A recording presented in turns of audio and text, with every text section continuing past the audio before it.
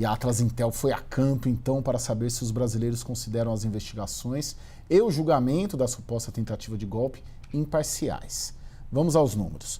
55,1% acham que são completamente imparciais, 34,4% discordam e dizem que são completamente enviesadas, 7,6% acham que são menos imparciais do que deveriam e 2,9% não souberam responder. Stephanie, acho que tem uma percepção aí, um reflexo de um entendimento de que o Supremo age politicamente. É por aí? Qual que é a sua leitura? Então, é uma pergunta muito interessante. Assim, o que eu acho que é interessante é a gente olhar para como isso tem desenvolvido ao longo do tempo. A gente fez uma coleta dessa mesma pergunta em março de 2025. Aqui a diferença entre as pessoas que acham que as investigações são parciais e que acham que são enviesadas é muito menor do que a diferença que a gente está vendo agora. Então, muito mais pessoas acham que agora está mais imparcial do que enviesado. Então, assim, como é que a gente interpreta isso? Alguma explicação que pode estar por trás disso é que em março a gente teve, o Bolsonaro se tornou réu, houve o Supremo Tribunal, o STF aceitou a acusação em relação ao Bolsonaro. Então, isso foi um exemplo aí de um momento onde teve um embate, assim, um certo embate entre o Bolsonaro e essa imagem do Alexandre de Moraes.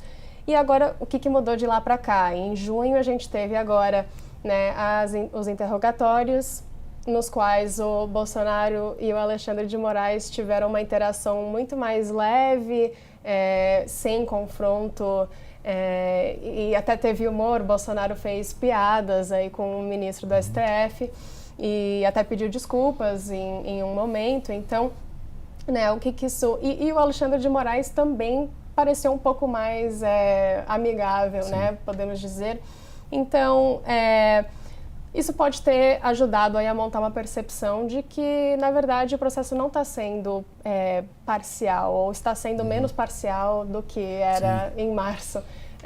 Então, e eu também acho relevante fazer uma conexão com uma outra pergunta que a Atlas Intel tem feito ao longo dos meses, que é se os brasileiros acham que o Bolsonaro estava sim planejando um ato golpista em 2022. A gente vê que desde novembro de 2024, a gente vê que esses números estão convergendo um pouco. Então, o número de pessoas que acha que ele estava assim com esse plano diminuiu e o número que acha que ele não estava com esse plano aumentou. Então, a gente vê aqui que os brasileiros estão menos convictos de que ele, de fato, estava com esse plano. E, assim, intuitivamente, você pode até pensar que, com o aumento de pessoas achando que está mais imparcial, a gente também deveria esperar que tenha um aumento de pessoas achando que o Bolsonaro também estava envolvido nesses planos. Mas não é o que a gente observa. Então, uma explicação potencial para isso seria que essas avaliações melhores para o Bolsonaro não necessariamente decorrem do processo de interrogação em si, mas são relacionadas a outra coisa. O que essa outra coisa pode ser? Pode ser o que está acontecendo agora com o governo atual. Sim, então, popularidade, né? Exatamente. Desaprovação alta. Teve toda essa questão do INSS, problemas mais salientes, talvez, que estão diminuindo a relevância do Bolsonaro e toda essa questão e críticas negativas em relação a ele. Sim.